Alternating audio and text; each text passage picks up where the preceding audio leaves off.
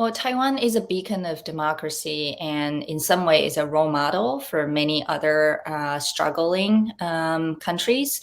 So, it is also a time when authoritarianism is on the rise. President Biden promised to host this summit for democracy when he was doing the presidential campaign. So, in some way, it is a way to unite democracies around the world.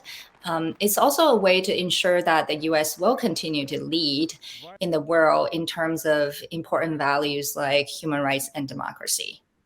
From a US perspective, what kind of contribution is the US looking for from Taiwan?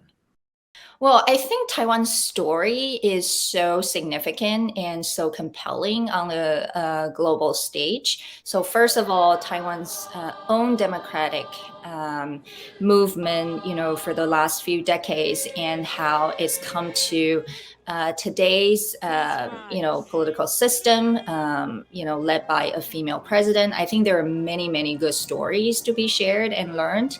And the way it's been fighting COVID over the last 2 years or so, using different digital tools.